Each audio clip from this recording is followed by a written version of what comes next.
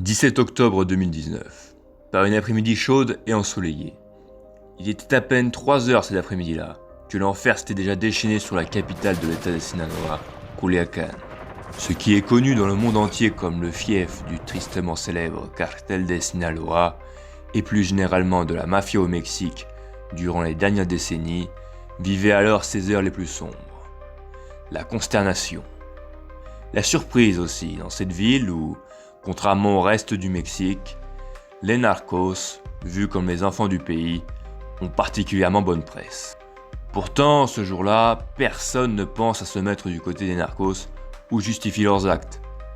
Des fusillades nourries retentissent bientôt aux quatre coins de la ville et même hors de la capitale de Sinaloa, à des dizaines de kilomètres, on voit les nombreuses colonnes de fumée qui s'élèvent de la ville, comme s'il s'agissait d'une invasion extraterrestre de film hollywoodien. La capitale entière brûle.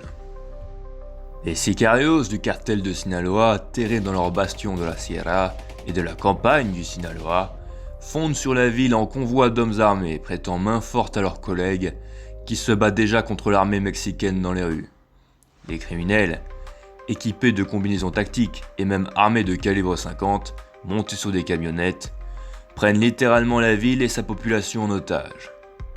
Consternation, peur et surprise ont dû être partagées par l'ensemble des habitants de Culiacán en cet après-midi du 17 octobre, car, comme toujours, ils sont seulement spectateurs des événements. Ils assistent impuissants à ces démonstrations de violence immesurée de la part du cartel, sans savoir la cause de cette soudaine furie meurtrière. Comme toujours, ces affrontements n'appartiennent qu'aux narcos et à l'armée mexicaine, les seuls à posséder les tenants et les aboutissants, le pourquoi de ces terribles affrontements. La population, elle, est toujours la dernière informée. Alors, tout ce que nous savions, c'est qu'une opération de l'armée était en cours à Culiacán. Pas besoin d'être un génie pour déduire que celle-ci était très probablement la cause de la fureur du cartel et ses fusillades et incendies, les représailles de l'organisation criminelle à celle-ci.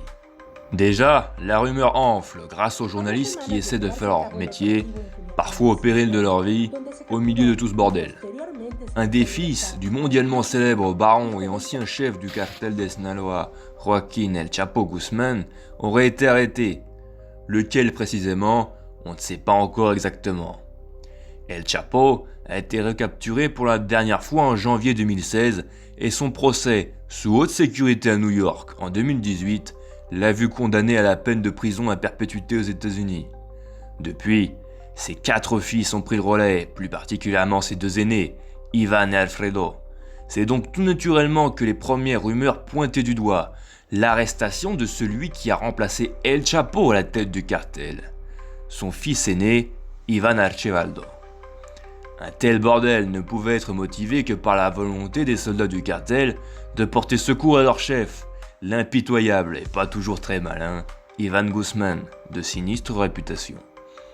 Seulement voilà, les informations arrivant au compte-gouttes, on apprend que si un fils d'El Chapo vient effectivement d'être appréhendé, il ne s'agirait en fait pas d'Ivan, mais d'un de ses frères, dont absolument personne n'avait entendu parler jusqu'ici.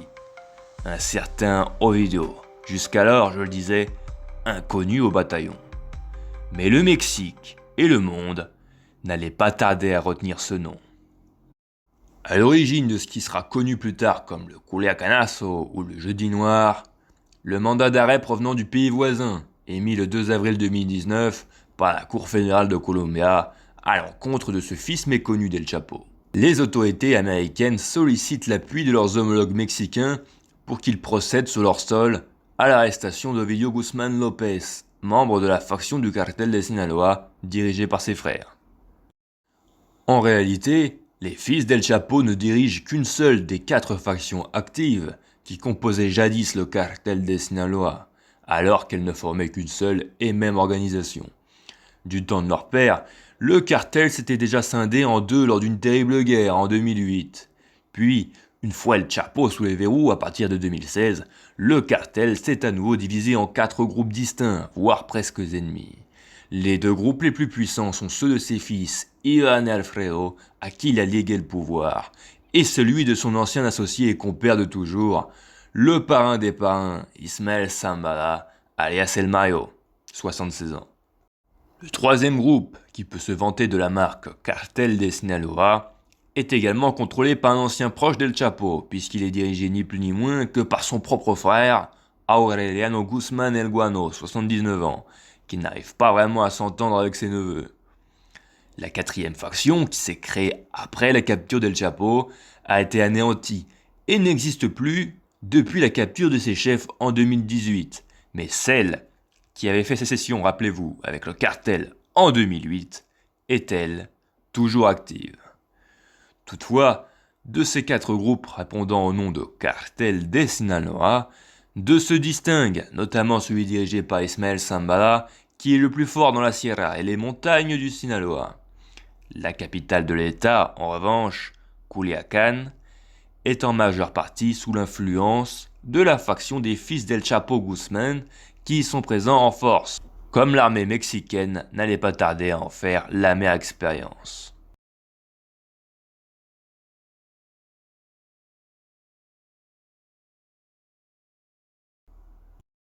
Une opération est donc mise sur pied et le 17 octobre, une trentaine de militaires de la Guardia Nacional et de la Sedena se dirigent vers le quartier commercial, plutôt huppé, non loin du plus grand parc de la ville, et du stade de foot de la ville, de los Tres Ríos, trois rivières, se rejoignent au milieu de Culiacán pour former un fleuve, d'où le nom. Dans ce même quartier de los Tres Ríos se trouve la maison où réside alors le jeune Ovidio Guzmán et sa famille. Mais alors que l'unité de militaires s'approche de la maison, celle-ci est repérée par des membres du crime organisé qui ouvrent aussitôt le feu sur elle. Tandis que les militaires doivent répondre à l'agression et se couvrir mutuellement, l'opération se poursuit tant bien que mal, puisqu'un petit groupe de militaires parvient à atteindre la maison toute proche où se terre Ovidio. Alors, pense encore à la situation sous contrôle. C'est là qu'ils procèdent à l'arrestation du fils d'El Chapo, immortalisé par leur caméra GoPro. Ces images, que vous voyez actuellement, feront ensuite le tour du monde, puisqu'elles constitueront au final l'unique butin des forces armées mexicaines au terme de cette journée. C'est vraiment saisissant de voir l'attitude des militaires sur ces images. Alors que les fusillades commencent à retentir autour d'eux, opposant leurs collègues aux sicarios du cartel, les militaires interpellent Ovidio Guzmán en faisant preuve d'une étrange courtoisie et même de patience à son égard. Ovidio ouvre la porte aux militaires, leur parle sur le seuil, mais refuse de sortir. Trois membres inconnus de sa famille, 2 hommes et une femme d'âge moyen, s'interposent entre lui et les soldats.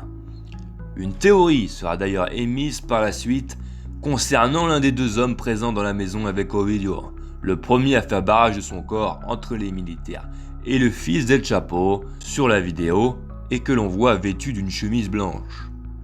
Il s'agirait en fait d'Oscar Noé Medina González, l'un des hommes les plus importants du cartel de Sinaloa. Ou en tout cas, si ce n'est pas lui, il s'agit indubitablement de son frère jumeau, puisque l'individu lui ressemble comme 2 gouttes d'eau. De plus, sa présence ce jour-là aux côtés d'Ovidio serait parfaitement logique. Celui que l'on surnomme El Panu, qui fut le mentor des frères Guzmán à leur début, à l'époque où le cartel était encore dirigé par leur père El Chapo, n'est désormais ni plus ni moins que leur principal bras droit au sein de l'organisation. Il est probablement l'homme le plus respecté au sein du cartel, peut-être même davantage qu'Ivan et Alfredo, car il représente en quelque sorte le trait d'union entre les 2 hommes susnommés qui dirigent l'organisation depuis leur piédestal doré et les troupes du cartel, et se trouve ainsi être le supérieur direct de nombreux sicarios dans l'organigramme. Pour vous dire, je connaissais bien évidemment El Panu de longue date à cette époque, mais n'avais même jamais entendu le nom d'Ovidio Guzmán. La capture d'un tel individu pourrait donc parfaitement justifier le déchaînement de violence entrepris par les sicarios en représailles. Dans de nombreux corridos, on prête à Ivan Archibaldo Guzmán d'avoir pour meilleur ami son frère Alfredo, avec qui il est comme les 2 doigts de la main, et son comparse de toujours, Oscar Noé Medina, El Panu. Certaines rumeurs prétendent qu'Ivan et Alfredo ne se sont jamais très bien entendus avec leurs demi-frères Joaquín et Ovidio. L'individu apparaissant sur la vidéo aux côtés d'Ovidio n'a jamais été identifié officiellement comme El Panu par les autorités, mais l'ancien chef de la DEA et l'un des analystes les plus célèbres au Mexique sur le crime organisé, Mike Virgil, prétend qu'il s'agit bel et bien du même homme. Pour moi, on dirait que c'est lui. Je suis convaincu que c'est effectivement El Panu. Bon, ça vaut ce que ça vaut, mais moi aussi, ça me paraît évident que c'est lui. D'ailleurs, Virgil ajoute, il possède les mêmes caractéristiques physiques. Ça a du sens parce qu'il travaille de très près avec les fils d'El Chapo à propos de sa présence ce jour-là. Toujours est-il que nous ne savons pas davantage et que les autres occupants de la maison présents en ce 17 octobre sont semble-t-il des parents du jeune Ovidio Guzman. La femme qui s'interpose, un peu paniquée, précise aux militaires que des enfants se trouvent à l'intérieur de la maison. Pendant ce temps-là, les soldats mexicains tentent de convaincre Ovidio, à 2 mètres d'eux et désarmé, de sortir, mais sans jamais lui forcer la main. « Sors, Ovidio! Montrez vos mains, montre tes mains, mon frère! Du calme, du calme! Ovidio, viens là! Sortez, s'il vous plaît! » C'est avec ces mots que les militaires qui se présentent à la porte du domicile convainquent le jeune mafieux de se rendre. Au bout de 2 bonnes minutes de palabres, Ovidio enlève finalement sa casquette d'un geste nonchalant, tandis qu'il lève les mains en l'air et accepte de faire les 2 mètres qui le séparent des soldats. L'homme qui serait supposément El Panu en fait de même, et les deux se retrouvent alignés contre le mur par les soldats.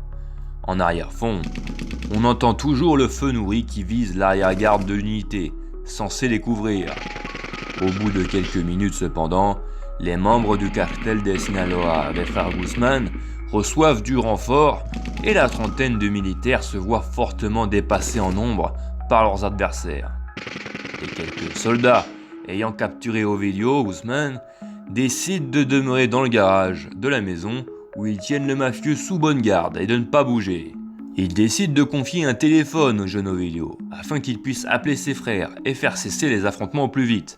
L'unique possibilité pour les militaires mexicains de pouvoir s'en tirer sans dommage désormais. Ovidio n'a lui non plus pas d'autre choix que d'accepter et il appelle son demi-frère Ivan Archibaldo à la tête du cartel de Sinaloa, épaulé dans ses activités par leur frère Alfredo, pour arrêter là les frais. Arrêtez tout, tant pis, arrêtez tout, je me suis déjà livré. Du calme, dites-leur de se retirer. Je ne veux pas qu'il y ait de bordel. Tu m'écoutes? Arrêtez, s'il vous plaît. Voici les mots qu'Ovidio a dit à son frère Ivan, les fusils des militaires pointés sur lui. C'était mal connaître Ivan el Terrible, Ivan Archibaldo Guzman. Celui-ci, une forte tête qui a passé la majeure partie de sa jeunesse à faire le kéké, est le plus célèbre de ce qu'on appelle au Mexique les Narco Juniors, ces fils de narcos qui ont hérité du pouvoir sans trop se salir les mains. Alors rien à voir avec les tueurs de Tijuana dans les années 90, qui se faisaient eux aussi appeler les Narco Juniors, et que vous avez pu voir dans la série Narcos Mexico par exemple. Là, je veux simplement parler des fils de capos qu'on appelle comme ça. Visiblement affublés d'un sale caractère, Ivan Guzman et son frère Alfredo se sont toujours évertués à démontrer qu'ils méritaient leur poste, en se comportant comme les pires salopards possibles, jusqu'à finir par se brouiller avec tous les anciens associés et amis de leur père, El Mayo Zambada, Damaso Lopez el Licenciado, Rafa Caro ou encore leur oncle Aureliano Guzman. Pas vraiment le genre d'homme que l'on peut raisonner donc. Quelques jours après ce 17 octobre 2019, lors du grand briefing face à la presse sur ces sinistres événements au Palacio Nacional, Luis Crescencio Sandoval, le ministre de la Défense, expliquera qu'Ivan Archibaldo a refusé tout net d'écouter son frère Ovidio lorsqu'il lui a demandé au téléphone de se replier. On ne peut pas entendre les réponses d'Ivan sur les enregistrements vidéo. Durant cet appel, il a même lancé des menaces contre le personnel militaire et leurs familles, précisera le ministre. L'aîné des fils d'El Chapo ne comptait pas si facilement lâcher l'affaire donc, mais était au contraire bien décidé à se livrer à un bras de fer avec le gouvernement mexicain, dans le but de faire libérer son frangin. Il est maintenant 3h de l'après-midi, et la petite unité présente dans la maison qu'occupait Ovidio Guzman est désormais encerclée par les forces du cartel. Pire, la trentaine de soldats participant à l'opération essuie désormais un feu nourri dans le quartier de Los Tres Ríos. Mais les violences n'allaient pas s'arrêter là pourtant. Afin de faire pression sur le gouvernement, Iván Guzmán décide de jouer la carte de la terreur. Et l'organisation criminelle, ce jour-là, se livre dans ce but à de véritables actions terroristes, non seulement à l'encontre de l'armée mexicaine, mais également de la population civile, prise au milieu des tirs croisés. En gros, ou ils libèrent mon frère, ou ils auront le sang de centaines d'innocents sur les mains. Surtout que s'il s'agissait effectivement d'El Panou, présent aux côtés de son frère, son principal bras droit venait alors également de se faire capturer. Le mafieux décide de jeter toutes ses forces dans la bataille, et bientôt c'est la ville entière qui se trouve en proie au chaos. Depuis les fermes, les montagnes, les arroyos et les trous à rats dans lesquels se planque le gros des forces du cartel de Sinaloa, l'alerte est donnée et le message passé de prendre la capitale d'assaut. Des convois de sicarios se mettent soudain en branle, aux quatre coins de l'état de Sinaloa. 20 camionnettes de membres du cartel partent en convoi de la commune de San Ignacio, direction Culiacán, où les combats font rage. Un autre groupe de 3 camionnettes part de Villa Unión et un autre de Escuinapa, tous composés de sicarios armés jusqu'aux dents et en combinaison tactique. Un individu joue les chefs d'orchestre, reconvertis pour l'occasion en véritable chef de guerre. Et si El Panou vient effectivement de se faire arrêter, vous allez voir qu'il n'est pas étonnant que l'intéressé cherche à tout prix à lui prêter main forte. Cet homme, qui prend ce jour-là la tête des forces du cartel, n'est autre que Néstor Isidro Pérez, plus connu sous son surnom El Nini. C'est lui, le chef de la sécurité des fils del Chapo Guzmán, et donc le chef de leurs sicarios. Cet individu jouera un rôle important par la suite aussi, retenez-le bien. Il est l'un des narcos les plus célèbres du Mexique, et celui pour qui on compose actuellement le plus de narcocorridos, à l'instar del Doble R, chef de la sécurité d'un cartel rival, celui du Jalisco. Il faut dire qu'au Mexique, enfin plutôt dans la narcoculture, contrairement à ce que l'on pourrait croire, ce ne sont pas les figures des chefs des cartels, les patrons se vautrant dans le luxe, qui déchaînent les passions. Non, l'archétype de trafiquant le plus apprécié dans la narcocultura est presque toujours celui du chef de la sécurité, c'est-à-dire le plus souvent un individu violent, qui gagne sa vie en maniant les armes tout en suivant une espèce de voie du samouraï, version sociopathe. Le bushido du narco, vivre et mourir par les armes. C'est cette idée qui plaît plus généralement aux jeunes Mexicains fans de cette culture, curieusement plus encore que de s'en mettre plein les fouilles. Faut dire que les chefs de la sécurité dans les cartels ont également une nette tendance à exhiber leur luxe et leur style de vie ostentatoire sur les réseaux sociaux. Bref, El Nini, âgé d'une trentaine d'années à peine, est le chef du terrible bras armé qui se charge de la sécurité des fils del Chapo, bras armé qui en son honneur s'est baptisé Los Ninis. C'est cet homme qui prend la tête des forces du cartel en ce 17 octobre 2019, lorsque les sicarios du clan Guzmán et de Los Ninis prennent d'assaut Culiacán pour tenter de faire libérer Ovidio Guzmán et El Panou. Revenons, si vous le voulez bien, à cette sombre journée du 17 octobre 2019. Journée qui aura durablement marqué le Mexique et à plus forte raison l'état de Sinaloa. El Nini se prépare à prendre d'assaut Culiacán où une rixe oppose déjà une trentaine de militaires et encore plus de soldats du cartel dans le secteur de Los Tres Ríos. Pour ce faire, le chef de la sécurité des frères Guzmán supervise le déploiement des sicarios et bat le rappel de ses troupes au talkie. Tous les hommes sont réquisitionnés pour attaquer Culiacán. Tous, sans exception, y compris ceux des autres factions du cartel. Les frères Guzmán font appel aux fidèles associés de leur père, le parrain des parrains Ismael, El Mayo Zambada, pour les aider à prendre d'assaut la ville.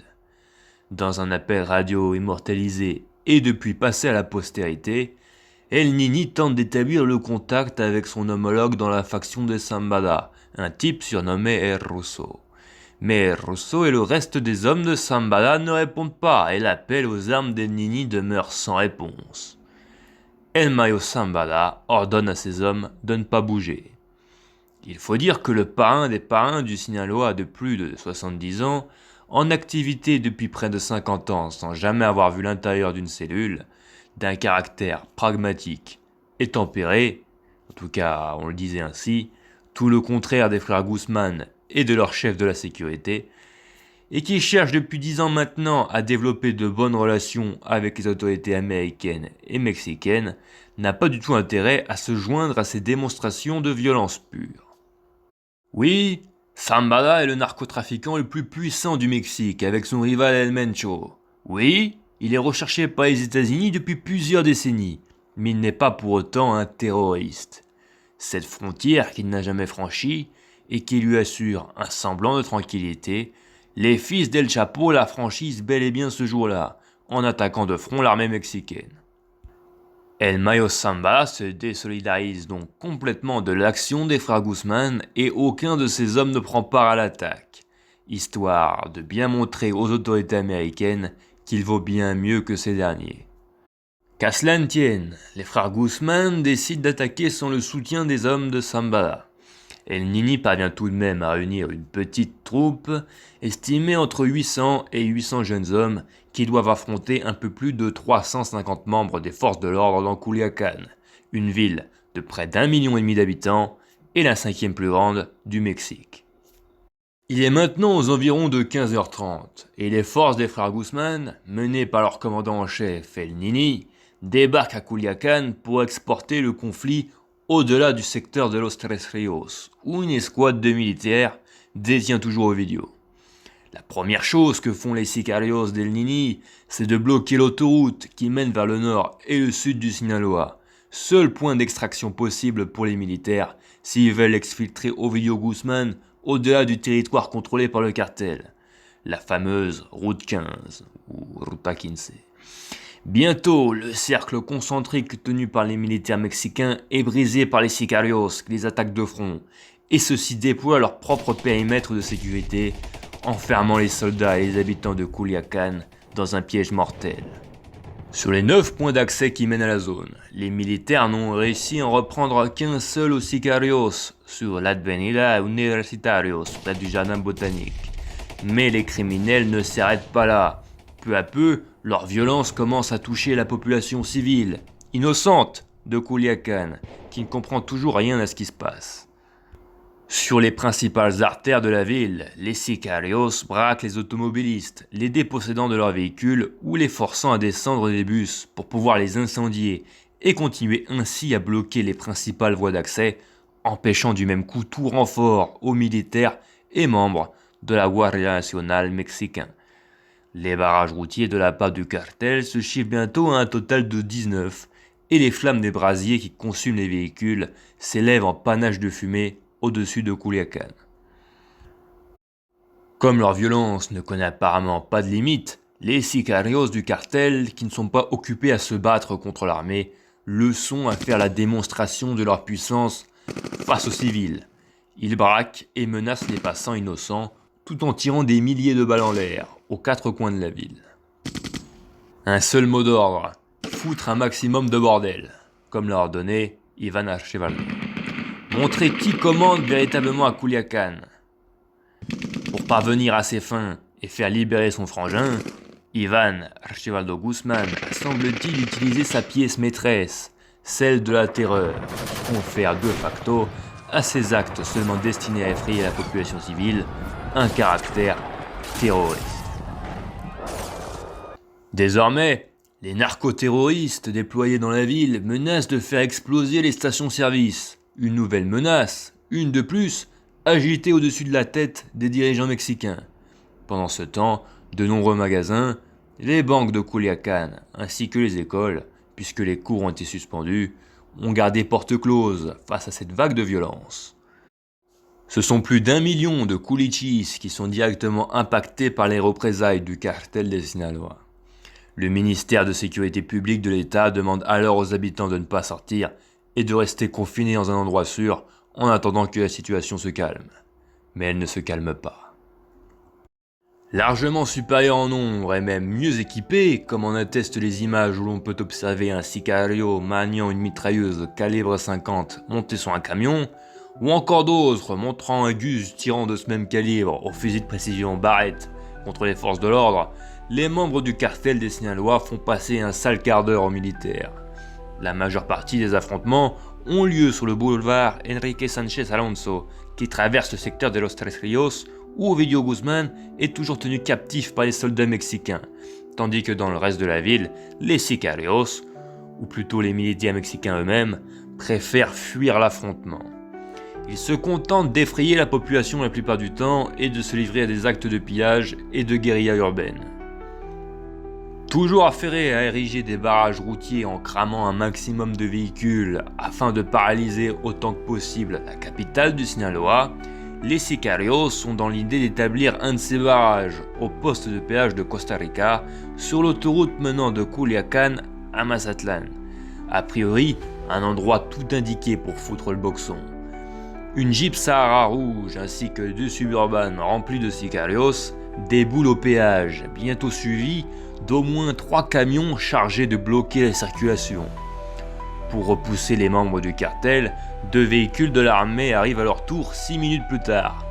Seulement voilà, à leur arrivée sur site, les militaires tombent sur des sicarios qui ont totalement pris possession des lieux, et les criminels n'ont aucun mal à désarmer les militaires. Pire que tout, les sicarios embarquent comme trophée les 2 véhicules envoyés par l'armée et surtout la patrouille à son bord, composée de 6 militaires. Ceux-ci seront désormais les otages du cartel dans ce bras de fer que se livrent Andrés Manuel López Obrador, le président mexicain, et Iván Archibaldo Guzmán. La situation s'envenime encore davantage et bascule définitivement en faveur des sicarios. Bien conscients que ce sont les militaires qu'ils doivent faire plier, les membres du cartel se mettent à les cibler directement dans Culiacán. Si, dans les zones où ils se tirent dessus, les combats ne progressent pas vraiment, le cartel semble privilégier la stratégie d'attaquer des unités de militaires qui ne sont pas engagés dans les combats, afin d'en faire des otages. Il est entre 15h45 et 16h, soit 1 heure après le début des affrontements, lorsque 4 camionnettes du cartel prennent d'assaut la caserne résidentielle militaire des 21 de Marzo, où résident justement les familles des militaires, femmes et enfants, qui s'y trouvent présents au même moment. La ville est paralysée et les écoles fermées pour rappel. Les menaces d'Iván Archibaldo, le chef du cartel, devaient sans doute résonner dans les têtes des dirigeants mexicains en apprenant la nouvelle, puisque celui-ci avait spécifiquement menacé les familles des militaires lorsque son frère Ovidio lui avait demandé de faire cesser les affrontements un peu plus tôt. Les sicarios jettent des grenades par-dessus les grilles de la caserne, qui heureusement n'explosent pas. Puis ils ouvrent le feu sur les murs d'enceinte. Les militaires essaient un temps de repousser les assaillants afin de protéger leur famille, mais ceux-ci finissent tout de même par entrer, comme le loup dans la bergerie. Ils désarment les soldats et prennent possession des lieux. À l'intérieur de la caserne, les sicarios ne s'en prennent pas aux familles des militaires, mais décident d'embarquer le soldat le plus gradé qui s'y trouvait présent, un sergent identifié par les seules initiales JSM, qu'ils embarquent dans une Jeep grise. D'autres bases militaires furent prises d'assaut de la même manière dans tout le Sinaloa, 3 au total. Le rapport de force tourne indubitablement en faveur des criminels, inarrêtables. Les otages du cartel de Sinaloa se montent désormais au nombre de 11, tous militaires. Ceux-ci doivent se battre contre le cartel dans les rues, en sachant que leurs familles ne sont pas à l'abri et pourraient être visées. Un point névralgique cristallise toutes ces tensions, qui constituent aussi pour moi, au milieu de ces démonstrations de violence et de cette faillite totale de la part du gouvernement, l'image la plus marquante de cette journée. L'endroit où les militaires et les tueurs du cartel se rencontrent pour négocier. Pour négocier, pas tout à fait semble-t-il, car tout cela se passe dans les environs du poste de péage de Costa Rica, vous savez, celui dont les sicarios d'El Nini ont pris possession. Bref, non loin du péage, les membres du cartel tombent sur une patrouille de soldats qui sont occupés à protéger un camion-citerne. Pour rappel, le cartel crame tout ce qu'il peut sur les routes et menace en plus de ça de faire sauter les stations-service. Les sicarios s'approchent des militaires, 5 au total, sans les désarmer, pour leur signifier qu'ils sont désormais leurs otages. Suite à quoi sicarios et militaires se regardent en chiens de faïence, comme des plots et fusils d'assaut au poing, à seulement quelques mètres de distance, en attendant que les patrons avancent dans les négociations. Peu après 17h, soit un peu plus de 2 heures après le début des affrontements, on franchit une étape de plus dans le surréalisme. Quand c'est le bordel au Mexique, On a l'habitude de dire que telle ou telle ville s'est transformée en Irak ou en Kaboul le temps d'une journée, mais cette fois, oubliez le Moyen-Orient. En ce 17 octobre 2019, Culiacán, c'est Gotham City. On se croirait dans Batman ou dans un film hollywoodien, ni plus ni moins. Le fantasme de tous les criminels à travers le monde. S'emparant toujours un peu plus de la capitale du Sinaloa, les sicarios se dirigent maintenant vers la prison de la ville, le célèbre pénitencier de Aguaruto. S'échapper d'Aguaruto, ça n'a rien de bien compliqué, c'est un peu comme le pénitencier des Dalton. Mais puisque les sicarios traînent pas loin, ces derniers ont dû se dire « Pourquoi pas y faire un petit tour tant qu'on y est ?» Là, en quelques minutes et sans trop de violence, ils libèrent 51 de leurs petits copains. Ceux-ci sont filmés sur la route voisine, courant vers leur liberté, tandis que les sicarios armés braquent les automobilistes pour que tous les prisonniers puissent avoir un moyen de locomotion et se tirer de là. Près de 5 ans plus tard, au moment où je tourne cette vidéo, seuls 10 prisonniers s'étant échappés ce jour-là se sont à nouveau fait capturer. Les 41 autres manquent toujours à l'appel. 18h49, le gouvernement mexicain décide d'arrêter là les frais. Le président Andrés Manuel López Obrador se résout à prendre une douloureuse et difficile décision que l'homme politique continuera de payer durant plusieurs années et tout au long de son mandat. Celle de libérer Ovidio Guzmán, toujours détenu par l'escouade de militaires dans sa maison de Los Tres Ríos. Une décision incroyable et un aveu de faiblesse de la part du gouvernement qui choisit de laisser cette victoire au cartel, couronné grand vainqueur des affrontements. Les Mexicains crient au scandale pendant que leur gouvernement devient la risée du monde entier, en même temps que l'information devient internationale. Mais le président López Obrador se justifie en ces termes. Nous sommes presque en train de parler du début d'une guerre. On ne peut pas éteindre le feu par le feu, et il ne s'agit pas d'un jeu de massacre. La capture d'un criminel ne peut pas valoir plus que la vie de personne. Un point de vue louable, s'il en est, car le cartel ne possède pas que 11 militaires en otage, mais bien 1 million de Kulichis innocents qui vivent une après-midi de terreur au milieu des tirs croisés. Il s'agit à présent de se sortir de cette situation. Nous savons que quelques minutes avant 19h, Ovidio Guzmán, l'homme que l'on prend pour El Panou, ainsi que tous les occupants de la maison et proches d'Ovidio, ont été autorisés à quitter les lieux sans qu'aucune patrouille ne les prenne en filature. Quelques minutes plus tard, le message est passé parmi les sicarios du cartel, qui libèrent à leur tour tous leurs otages. Près du péage de Costa Rica, où un groupe de sicarios et une escouade de militaires se tiennent face à face devant un camion-citerne, l'information est partagée entre les deux camps, et les criminels ne voient soudain plus aucune raison de vouloir garder les soldats comme otages. Image saisissante. Au moment de se quitter sans avoir tiré un seul coup de feu, le groupe de militaires mexicains et de sicarios s'échange une poignée de main cordiale. Tout le monde, soldats comme sicarios, semble soulagé de ne pas avoir à s'entretuer et que les patrons aient réussi à se trouver un accord. Plus encore que la capacité de réaction quasi immédiate de la part du cartel de Sinaloa au moment de la capture d'Ovidio, le plus frappant est la vitesse à laquelle le calme est revenu à Culiacán. Une fois celui-ci libéré, les sicarios ont interrompu toutes leurs actions et discrètement évacué la ville, totalement désertée par des habitants qui n'osèrent plus sortir de leur abri jusqu'au lendemain. À 19h ce 17 octobre, tout est fini, mais les flammes s'élèvent encore au-dessus de la capitale de Sinaloa. La bataille de Culiacán aura duré près de 4 heures. 4 heures de panique totale pour ses habitants. Le bilan de ces affrontements est difficile à établir, dû au fait que le gouvernement mexicain a essayé d'étouffer un certain nombre de faits, ce qui vaudra d'ailleurs le renvoi du ministre de Sécurité et de Protection Civile, Alfonso Durazo, qui dans ses premières déclarations nous prenait visiblement tous pour des cons.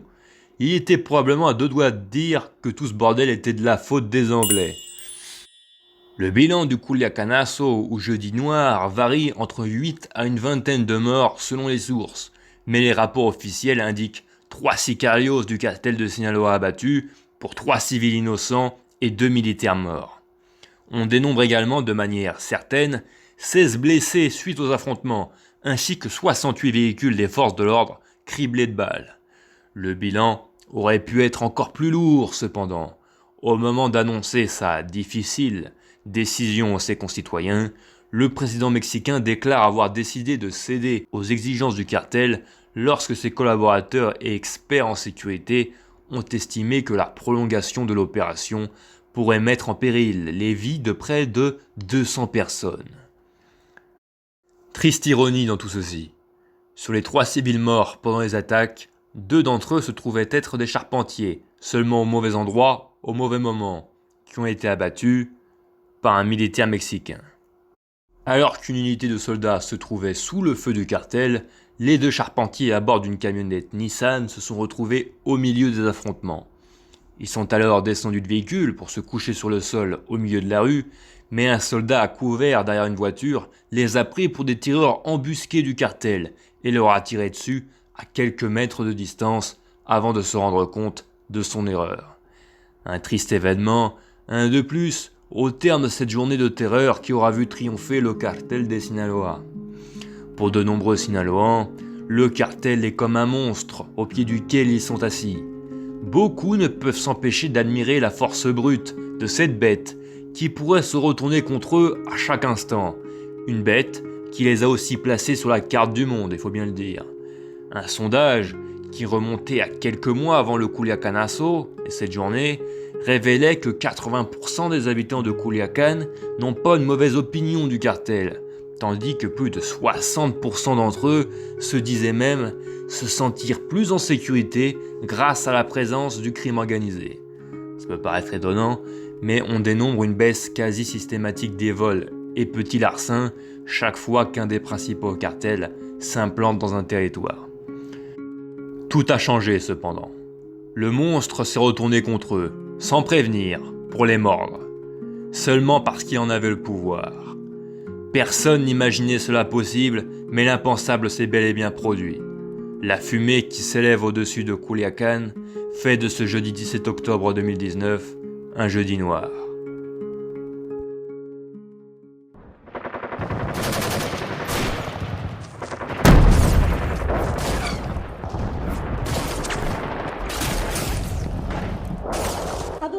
Nous apprenons une nouvelle de dernière minute. Des fusillades sont en train de retentir dans le secteur de Jesús María. La rumeur qui nous parvient, chers éditeurs, est que, oui, Ovidio Guzmán López aurait de nouveau été capturé. El Jefe Nini demande de prendre la capitale Culiacán d'assaut. Ne les laissez pas emmener Ovidio. Des convois d'hommes armés partent de tout le Sinaloa, direction Culiacán. En ce 5 janvier 2023, il semblerait ici à Culiacán qu'un nouveau jeudi noir se prépare.